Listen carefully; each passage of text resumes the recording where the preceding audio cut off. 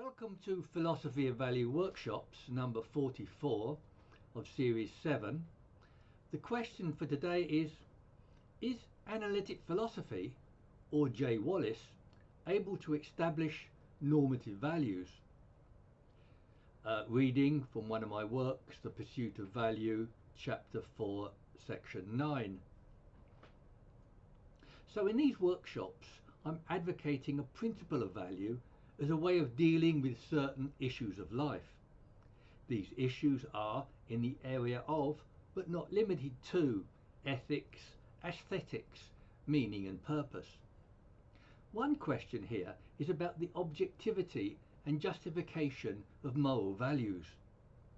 In response, I have proposed that moral values can be established on a subjective basis. To do this, I have rejected the concepts of universal and objective values in favour of normative values. I will explain what I mean by these terms shortly.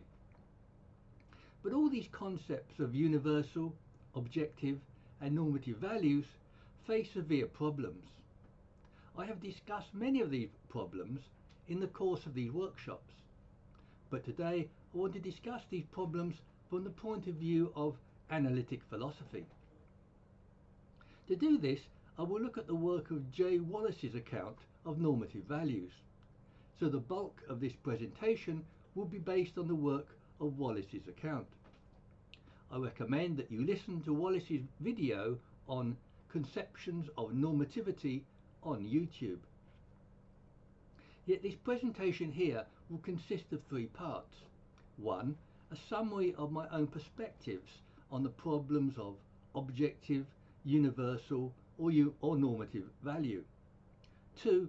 Wallace's account of normative values as it is largely viewed in analytic philosophy. And 3. My own answers to the problems that Wallace presents in terms of value. And my introductory summary of the problems of objective value will take the form of two parts. 1. Both the meaning and the problem of the possibility of objective values, and 2. The problem of the supposed objective conception of the world as a basis for objective values. Yet we first need some provisional definitions of the terms that we are using. To begin with, the idea of universal has different meanings for sociologists, philosophers and logicians. For sociologists, a universal idea is simply one shared by everyone. For philosophers, universality extends to all possible circumstances. Logicians see universality in terms of necessary and unbreakable relations. Logicians see universality in terms of necessary and unbreakable relations. These different meanings have consequences for ideas of universal values. A similar discussion must be had about the meaning of objectivity, which often means just universal. But when John Mackey argues that there are no objective values, he means something else. He means that values do not have ontologically substantive existence in the fabric of the world, and that view does not necessarily exclude universal or normative values. Normative values simply imply some kind of regulative order or coherence.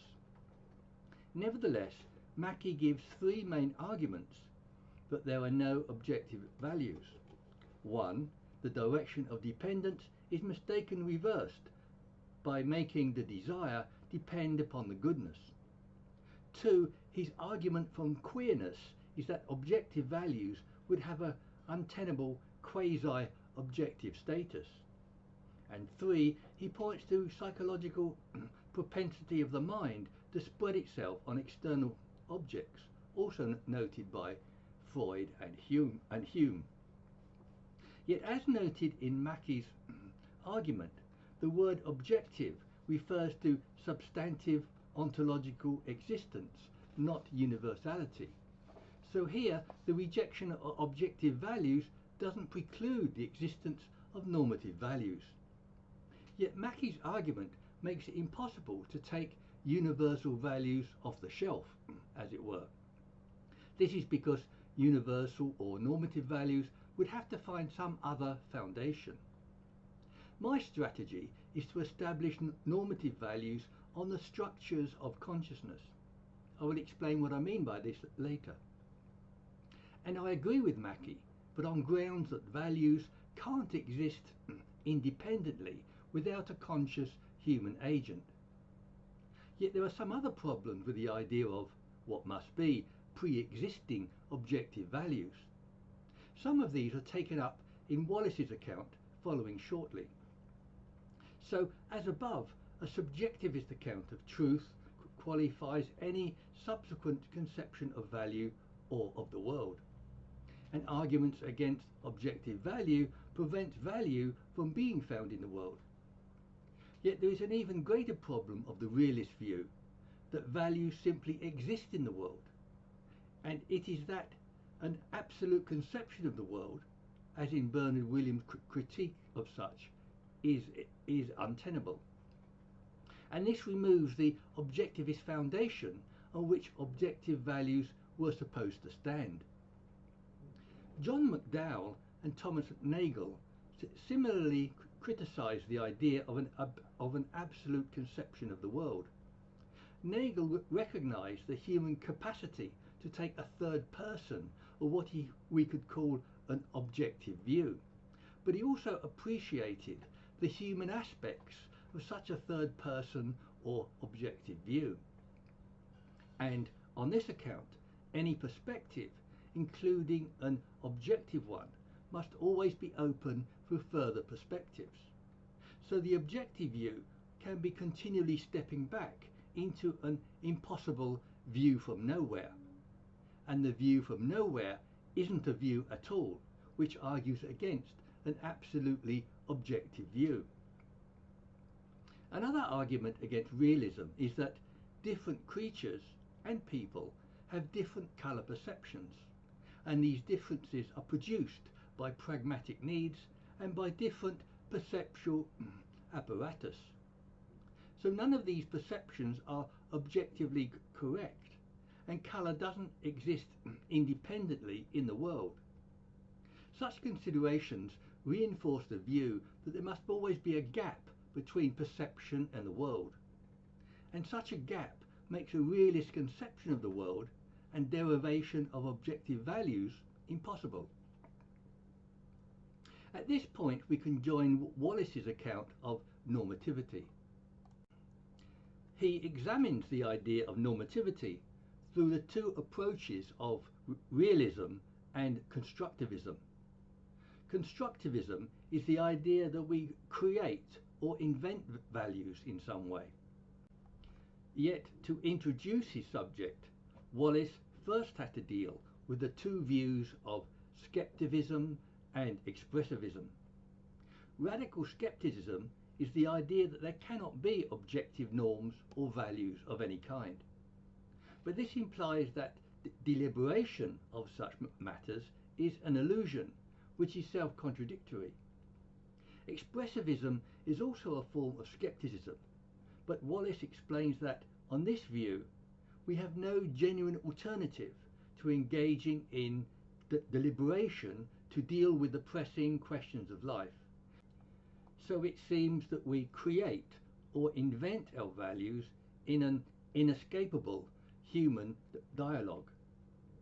But this view just assumes that that dialogue is on a trajectory that is increasingly correct.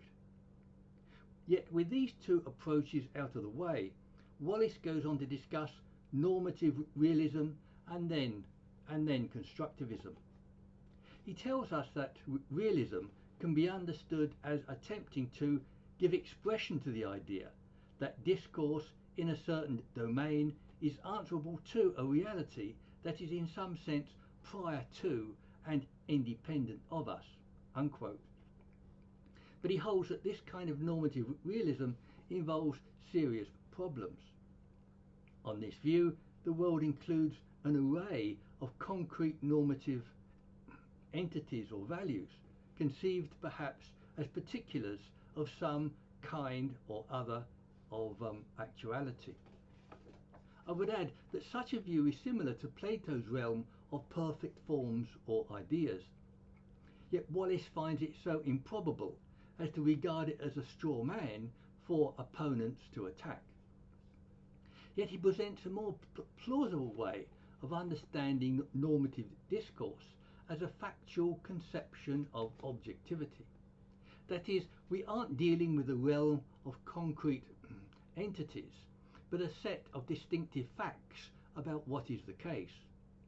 And this kind of normative realism does not involve any ontological commitments as above. But Wallace adds that some philosophers remain stubbornly and reasonably suspicious of the idea that there may be normative facts or truths that deliberation is answerable to, and that are prior to and independent of our thought about them, unquote. For instance, he tells us that deliberation is a distinctively human activity conducted by agents who are situated concretely in historical and social space, and it strikes some as incredible. There's a prior and independent reality that such reflection should be answerable to. I have made the same argument myself in a podcast 4 weeks ago. Yet Wallace raises a second problem for realist approaches that I also concur with.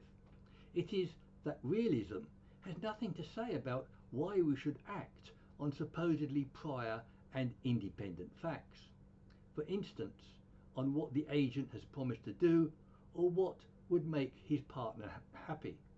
But realism doesn't entail such motives, and it is thereby theoretically inadequate.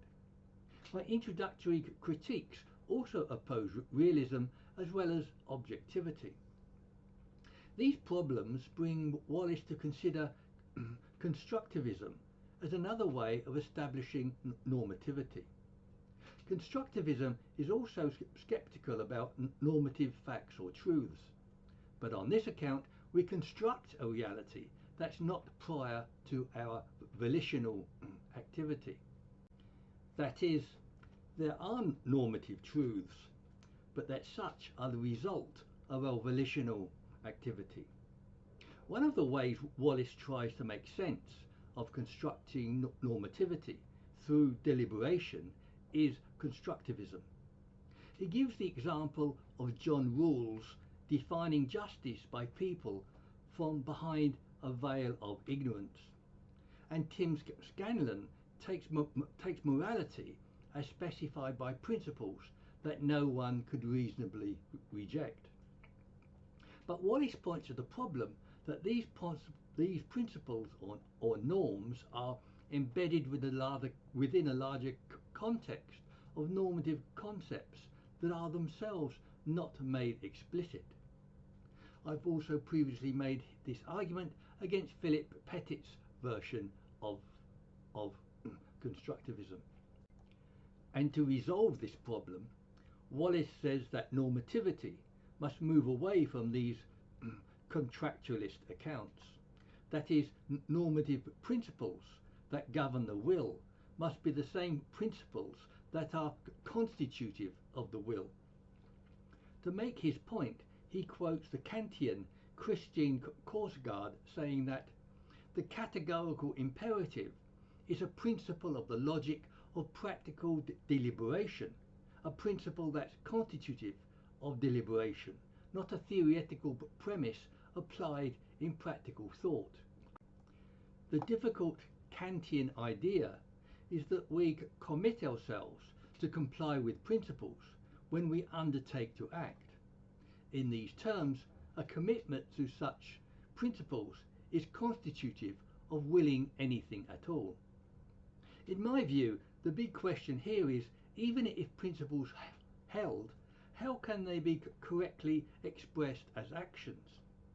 Wallace also has uncertainties on this point, but he offers a way through by interpreting these truths as created by the very activities they are to govern. But in this presentation, Wallace isn't able to offer a detailed account of how such interpretation would work. And I have previously outlined the difficulties of Ronald Dworkin's account of radical interpretation. My own response to determining practical action is set out in a value theory ethics. Yet Wallace goes on to raise another fundamental problem. This concerns the nature of the commitments that tie us to normative principles. He excludes a behavioural tendency to do something which doesn't establish a reason to do it. And he asks what else must be involved in a commitment to do something. For clarification, in these workshops we have seen a number of examples of additional motivating factors. These include Kant's commitment to reason and duty, Nietzsche's amour fati, and Sartre's responsibility. We have also discussed knowledge, truth, love, the will to value, and other factors. These may or may not have been found to be adequate features. Yet we can also note the work of Philip Pettit and Geoffrey Brennan in attempting to resolve this problem. Pettit and Brennan supplement contractualism and social contract theories with a social interaction theory. Their view is based on the idea that people desire esteem, the esteem of others, and shrink from their disesteem. This seems to be a greater influence on commitment than social agreement or deliberation. And they go on to associate their view with an intellectual tradition that includes Adam Smith, Thomas Hobbes, John Locke, the Baron de Montesquieu, David Hume, and they say just about everyone who is a forebear of modern social and political theory. But I have at least three criticisms of this account. One, social esteem produces a moral order that may or may not be moral, for example, in the cases of Vikings and Nazis. Two, social esteem is a powerful but contingent factor that presupposes the power of self-esteem. And three, that both social and self-esteem presuppose an underlying principle of motivation. And I will conclude shortly that that underlying principle is that of the will to value. Wallace is also sceptical of other motivating features, and he suggests that the additional element that's built into the commitment is an attitude of normative endorsement. That is, to take a normative attitude itself as a premise or justification of ethical action. But Wallace himself seems uncertain about the validity of this move, as I am, and he adds that it remains a bit obscure, however, how this further dimension of volitional commitment helps to account for the normativity of the principles to which agents are committed. He offers some kind of resolution in an account of social normativity that we will outline below. But Wallace seems to be sceptical about the kind of philosophical normativity that we are looking for. He sums up this widespread skepticism that I can present in 3 points. One, he says that normative thought might ultimately fail to correspond to the reality it attempts to represent. Two, constructivism seems to rest on a qualified skepticism about the very idea of an independent reality. And three, normativity is an artifact of the deliberate point of view known through our deliberative activity. Wallace compares this deliberative activity to the internal point of view of that Kosgard was referring to, and he reinforces it in that without it we are left in a world that's devoid of normative constraint. And this brings Wallace to his conclusion about finding normative reasons in social practice. Yet he has several sceptical considerations about the social construction of normative principles. One of them is making sense of social error in normative constructivism. That is, normative beliefs and commitments of this kind can be mistaken. So how can they be taken as normative? Wallace answers with the possibility of reflecting on trial and error in a continually improving process. Yet he voices two concerns about this particular constructivist theory of error. One is that it rests on optimistic assumptions about the trajectory of deliberative reflection will take. Another is a bias that pushes us towards taking normative beliefs to establish normative facts. Wallace thereby says that normative thought thus threatens to become particularly or peculiarly self-validating.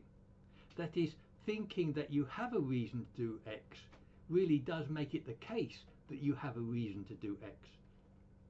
Wallace never resolves these problems of normative constructivism, but he concludes by reiterating the influence of normative processes in collective human life, and that we all stand under general requirements to respect other people, but that such requirements depend on particular social conventions. In my view, such social dependence is typical of many failed attempts to establish normative value. These are often attempts to find either a foundational social order or an unavoidable normative premises. Yet Wallace has nevertheless succinctly outlined several of the problems that need to be resolved. One of them is found in his final unexplained comment on a general requirement to respect other people. This was presented as an aspect of social order or convention, which is, of course, contingent. I attempted another explanation in my workshop on valuing the intrinsic value of other people, and this will make more sense in the context of my comments below. A second point is Wallace's observation that normative thought threatens to become peculiarly self-validating. In this usage, self-validation is a feature of the social construction of normative values. But I intend to use the idea of self-valuation below to establish a principle of value. Thirdly, Wallace wants to make sense of social error on the basis of trial and error in a continually improving process. My account of social error explains it instead pragmatically as the best available judgment. And normativity derives from it being an expression of a principle of value. Fourthly, and most importantly, we come to an explanation of that principle. Wallace sets out a case for normativity that is constructed on a principle resulting from volitional activity. I gave a number of examples which attempted this, such as reason, duty, knowledge, and love. My preferred feature is, of course, an affirmation of value as the will to value. It can also be seen that a will to value is not prior to, but as required, is an aspect of volitional activity. And this is a principle that I believe that can produce normative values. I will now try to explain briefly, as previously, how this can be done. To review what I have said in previous workshops, I can set out the argument in 5 steps. These are value as an element of consciousness, self-validation, human satisfaction, practice and choice. Firstly, the idea of value as an element of consciousness provides 2 important bases for normative values. One is that, unlike cognition or affect, value is already the kind of state that can justify ethical claims. Another is that it can show how value is an underlying driving force in human life. This is evident in a ubiquitous search for self-esteem, as in ethics, meaning and purpose. The origins of value as an element of consciousness can also be explained by phenomenology. Sartre, for example, draws a strong relation between choice and consciousness, and he says that every choice supposes elimination and selection, thereby producing value. But such values are only in a nascent form, without motivation or moral import. Yet Husserl and Heidegger emphasized temporality, which allows for the developing intensity of nascent value. That is, consciousness moves through time and space, producing values to cope with new circumstances. Secondly, the idea of self-validation isn't only taken from Wallace's social construal of normativity. Self-validating principles are found in logic and mathematics, but not thought possible in physics or ethics. For example, self-validation could be established in logic and mathematics by non-contradiction. And a self-validating system within the human sphere is Descartes' I think, therefore I am. Yet others like Hume, Nietzsche, Williams and Dworkin believe that ethics should provide its own foundation. Yet on a value theory ethic, the best judgment that one can make really does justify that judgment. And similarly, I propose that value can be self-validating as a principle of the will to value. That is, not to value value is contradictory, self-negating and erroneous in not appreciating value. But thirdly, as the other examples show, self-validation isn't by itself an adequate criterion of normative value. Value and value states, however, can provide ultimate satisfactions that other states cannot. I've attempted to show this in cognitive states like knowledge and affect states like happiness. But the satisfactions of value are seen in activities like religion, ethics, aesthetics and meaning. Yet fourthly, there's an issue of practical expression of a normative principle that I've also previously explained. On that account, I wasn't attempting to prescribe correct action for every possible circumstance. But in the manner of virtue theory, the agent is required to express a principle on his best judgment. That is, a value-seeking agent will look out on the world and ask how can he maintain or enhance his value. And he will find that some actions will accrue value and others will negate value. This process relies on the integrity and self-value of the agent in seeking what are the best actions to perform. And this process also provides a valid explanation of one aspect of moral error. Another aspect of moral error is that of weakness or perversion of will. And fifthly, the final aspect of normative value we need is that of choice. The ethical tradition from Kant to Sartre holds that morals requires values to be chosen, and the value or normative principle to be chosen is the affirmation of value as the will to value. And I hold that this can be legitimately chosen on the above grounds of origins, self-validation and satisfactoriness. And this choice is endorsed by the fact that choice is itself a basic element of both consciousness and value. But finally, if actions are subject to contingency, error and choice, what makes them normative? They can be called normative because they are expressions of a regulative principle of value that is normative.